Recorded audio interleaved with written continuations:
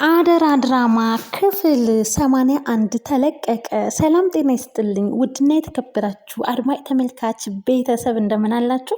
ባላችሁ በሰላማችሁ ብዝት ይበል። ለዚህ ቻናል አዲስ የሆናችሁ ቻናሉን ሰብስክራይብ በማድረግ ፋሚሊ ይሁኑ። ነባሮች ላይክ ሼር አይረሳ። በባለፈው ክፍል እንዳየነውና እንደተመለከትነው ጆሲ እንግዲህ ሰላምና ሳሚ በሳሎን ቁጭ ብለው ስለ ጆሲ እያወሩን በነበረበት ታይም ጆሲ እንግዲህ ጆሮውን ከበር ስር አድርጎ ተጠግቶ እነሱ የሚያወሩትን ነገር አንድ ባንድ እየሰማም ከኋላ ደግሞ ብሌን እቃ ይዛ ወደ ሳሎን ለመሄድ ተከሰተች። አየችው፣ ተመለከተችው። ምን እያደረገ ነው? ምን እያዳመጠ ነው? ምንስ እየሰራ ነው? እውነትም እያዳመጣቸው ከሆነ ይህ ሰውማ ይደነግጣል ስጠራው በማለትም እንግዲህ ብዙ ከቆየች በኋላ ጆሲ ምን እየሰራህ ነው ብላ ነበር የጠየቀችው። በጣም ደነገጠ። ኃይለ ቃል አውጥታ ተናገረችው። ድምጿንም ከፍ አድርጋ ተቆጣችው። እናም በጣም በሚገርም ሁኔታ በጣም መጥፎ ሰውና ለጥሩ ነገር እንዳልመጣ ሁሉም ነገሩ ያስታውቃል ማለት ነው። በኃይሉ ተልኮ በኃይሉም እንግዲህ እሱን ልኮ መበቀል ያለበትን ወይም ደግሞ ማጥፋት የሚፈልገውን ሰው ሁሉ እንግዲህ ይህን ሰው ልኮ ሰላምን ልቅምቅም አድርጎ እንግዲህ እህቱን ማጥፋት ይፈልጋል ማለት ነው። በጣም የሚያሳዝነው። እናም እንግዲህ አሁን ላይ ሳሚና ብሌን ሲጠራጠሩት የነበረው ነገር እውን እየሆነ ተመልክተነዋል ማለት ነው። ብሌን ይህ ሰው የበኃይሉ ሰው ነው። እናም እንግዲህ በኃይሉ ምን አድርጉ ብሎ ነው ቆይ የላከህ? ለምን አይተውንም? በማለት አልማዝን ሁሉ አምጥቶ እንግዲህ ምን እንዳደረጋቸው ሁሉ አስታውሳችሁንም አውጥታ እንግዲህ ስትናገር ነበረ። ጆሲም እንግዲህ ሀሳቡን ቀየር አደረገና በመጀመሪያ በመልካም ነገር ተለሳልሶ ነበር ሲያወራት የነበረው። ከዛ በኋላ ግን እሷ ኃይለ ቃል ተጠቅማ ስታወራ ብሌን አልፈቀደላትም። አልፋ እንድትቀመጥና ብቻ እሱም ቁጣን የተቀላቀለ ንግግር እንግዲህ ሲያወርድባት ሰላምዬና ሳሚ ሰላምዬ ይህንን ሰው ልትጠነቀቂ ይገባል። እኔ በኃይሉን በደንብ አድርጌ ነው የማውቀው፣ አብሬው ስሰራ ስለነበረ ምን አይነት ሰውና አንቺን በምን አይነት መንገድና እንዴት መጉዳት መበቀል እንደሚፈልግ በደንብ አድርጌ ጠንቅቄ አውቃለሁ። ስለዚህ ይህ ሰው ልጁ አይደለም በማለትም ሳሚ ይህንን ሰው የት እንዳየው ነው እንጂ የጠፋበት እንደሚያውቀው በደንብ አድርጎ እንግዲህ አረጋግጧል። ነገር ግን የት ቦታ እንዳወቀውና በምን ዓላማና ስራ ላይ እንደሚያውቀው ማስታወስ አልቻለም። ግን ፊት ካድስ አይደለም ለእኔ በማለትም እንግዲህ ሳሚና ጆሲ እጅጉን በጣም ተፋጠዋል ማለት ነው። ኃይለ ቃል አውጥታ ስትጠቀም ብሌንን ምን አደረጋት? ወይኔ ጉድ በማለትም በምክክራቸው ላይ ሰላም እውነትም በቃ አይንን እንዲገልጥ አድርገኸኛል፣ ምን ይታወቃል። እሺ ልጅ እውነት አንተ መልካም ሰውና አስተዋይ ሰው ነህ፣ አመሰግናለሁ አለችው። ሰላምዬ እንድትጠነቀቂ እየነገርኩሽ ነው። ይህ ሰው በኃይሉ አንቺን ለመጉዳት የላከው ሰው ነው፣ ልጁ አይመስለኝም። ጥንቃቄ አድርጊ፣ ይህንን ጥርጣሬን ከግምት ውስጥ አስገቢው በማለትም እንግዲህ ሳሚ ተናግሯል። ይህ ሰው አንድ ባንድ ሰምቷቸዋል። እሱ ለምን ዓላማ እንደመጣ ሁሉ እንግዲህ ሳሚ የተነገረው ይመስል እንግዲህ አንድ ባንድ የዝን ሰው ዓላማ ነግሯታል ሰላምዬ ማለት ነው። በጣም እየተናደደ እና እየበሸቀበትም ይገኛል። ከኋላ መታ እንግዲህ ብሌን ስትጠራው በጣም ደነገጠ። እናም ተፋጠጡ። ከውስጥም እንግዲህ ሰላምዬና ሳሚን ተከሰቱ። ሳሚና ጆሲ ተያያዙ። በጥፊም መቶታል።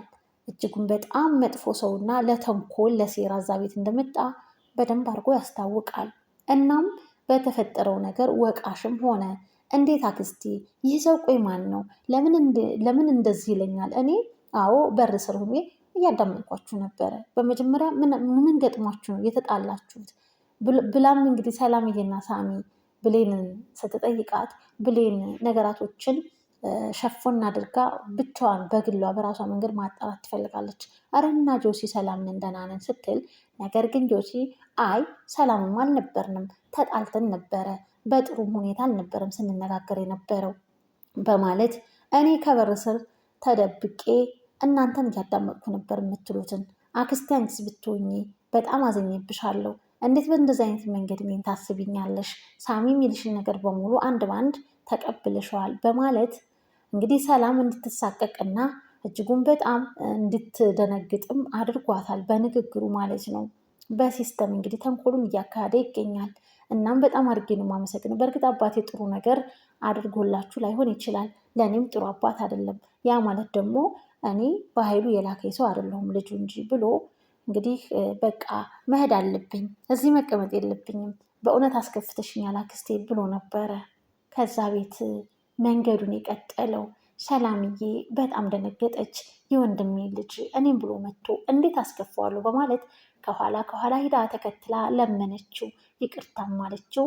ከዛም ወደ ቤት እንግዲህ እንዲመለስ አድርገዋለች።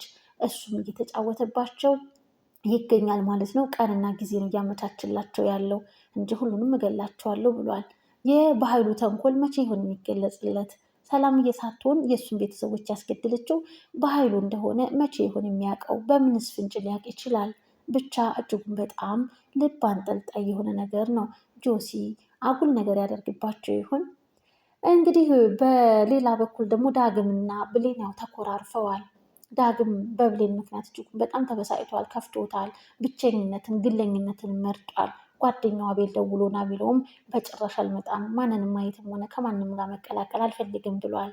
ይህንን እንግዲህ ብሌን ትሰማለች። ወይኔ ጉዴ፣ በቃ ይሄን ደስታውን ሁሉ አርቆታል ማለት ነው፣ በእኔ ምክንያት ነው እያለች እየቀጣችው ትገኛለች። ነገር ግን በጣም ነው የምትወደው ብሌንም ማለት ነው። ሳሚ እንግዲህ ብሌንን ዳግምን አይታ ፊቷ ላይ ጥሩ ነገር አላይ ሲል ለምን አታናግሩም ሲላትም አይ አላናግረውም፣ አሁን ባናግረው ሌላ ጊዜ መድገሙ አይቀርም፣ እናም መቀጣት አለበት በደንብ ብላ ጥላው ወደ ቤት ትገባለች። ሳሚ ወደ ዳግም ይሄዳል። በሩን አንኳኳ። ማን ነው ቢልም ዳግም ማንነቱን አልነገረውም። በሩን ከፈተለት። ሲያየው ሳሚ ነው። ደስ አለክ? እንኳን ደስ ያለክ፣ ይህን ነበር አይደል የፈለከው ብሎ ንዴቱን ሳሚ ላይ ተወጣበት። አንተ እኮ ነብሰ በላ፣ አንተ እኮ እጅህ በደም የተጨማለቀ፣ እንዴት ብሌንን ትነካለህ በዚህ በቆሻሻ እጅህ እያለ ብሌን የኔ ናት፣ ብሌን መቼም ቢሆን የማንም ልትሆን አትችልም፣ እኔና ብሌን ምንም የሚለያየን ነገር የለም። አንተ ግን የኔና የእሷን ክፍተት ተጠቅመክ እሷን ወደ ራስ ልታደርግ ነው አይደለም? የምሬን ነው የምልህ ብሌን እኔ ዳግምን ትታ ወደ ሳሚ ወደ አንተ ከመጣች እኔ ነኝ እንደውም ቀለበት አድርጌ ቀለበት ገዝቼ ሰርፕራይዝ ማደርጋችሁ፣ ሁለታችሁን ፍቅረኛሞችን ማድረጋችሁ በማለት በኃይለ ቃል ተጠቀመ ዳግም በንዴት። ይህ ደግሞ ለሳሚ እልህ እንዲሁም ደግሞ አሁን ላይ ክፍተታቸውን ተጠቅሞ ሳሚ የድሉ ተጠቃሚ እንዲሆን እየገፋፋው ይገኛል። ይህንን ነገር አስቤው አላቅም ነበር ካልክ ግን ሆኖ አሳይሃለሁ። ከዚህ በኋላ ብሌን የኔ እንድትሆን አድርጌ ነው የምሰራው በማለትም እንግዲህ ተፋጠዋል። ቃልና ገነትም እንግዲህ በዛ ቤት ውስጥ እጅጉን በጣም በምግብም ሆነ በኑሮ ደረጃቸው ቃል በጣም ትናደዳለች። ገነትን ትሰርባታለች። ብይ ስትላት አልበላም ትላለች፣ ግን ደግሞ ትመገባለች። እና ብዙ እንግዲህ በስራም ሆነ በአመጋገብ ዙሪያ ላይም እየተጣሉ ይገኛል። ያቺ ጓደኛዋ ከባህሉ ጋር ተመሳጥራ ስትሰራ የነበረዋ ፀሐይ በባህሉ እጅ እንግዲህ ታፍና ታስራ ትሰቃያለች። ስልክ ቢደወል ስልኩን እንግዲህ አንስታ ማውራት አልቻለችም። ገነትም እንግዲህ ፀሐይ የት ሄደች? ምን ገባች? እኮ በእኔ ምክንያት ያ በኃይሉ አግኝቶ አፍኗት አግቷት ይሆን እያለች እጅጉን በጣም ተጨንቃለች። ለቃልም ይሄን ነገር ብትነግራት ያቺ ፀሐይ እኮ መጥፎ ሰው ናት፣ እንዴት ነው ግን አንቺ ቆይ በዚህ ልክ ለሰዎች ወርደሽ የምትነጠፊው? እያለች ቃልም እንግዲህ ገነትን ስትቆጣት ነበረ። ነገር ግን ስራዋ መጥፎ ቢሆንም እኔ አሁን ላይ በህይወት የመኖሬ ምክንያት እሷ ናት፣ በኃይሉ እኮ ገሎኝ ነበር። ብቻ እጅጉን በጣም ስልክም ስትደውል አላነሳላት ብላ ተጨንቃ ትገኛለች። እንግዲህ ሰላም ፀሐይም እንግዲህ በቃ ኃጢአቴ እንኳን በዚህ ቢወጣልኝ እያለች በላብ ዝፍቅ ጥምቅ ብላ በሚያሳዝን ሁኔታ እንግዲህ እጅና እግሯ ተአስራ መንቀሳቀስ ወደዛም ወደዝም ማለት አትችልም ማለት ነው። ስልኩም እየጠራ ማን እንደደወልላት እንኳን ልታየው አልቻለችም። ብዙ ጣረች እጇን ለመፍታት ግን መፍታት አልቻለችም። በጣም ያሳዝናል። በባህሉ እጅ ትሰቃያለች ፀሐይ ማለት ነው። ሌላው እንግዲህ በሚገርም ሁኔታ ያ ጆሲ ወደ ሰላምዬ ቤት በድጋሚ ተመልሷል ማለት ነው። እያስመሰለ እንግዲህ በቀሉ እንዲጀምር ያው ተዘጋጅቷል። ቀንና ጊዜ ነው እየጠበቀ ያለው።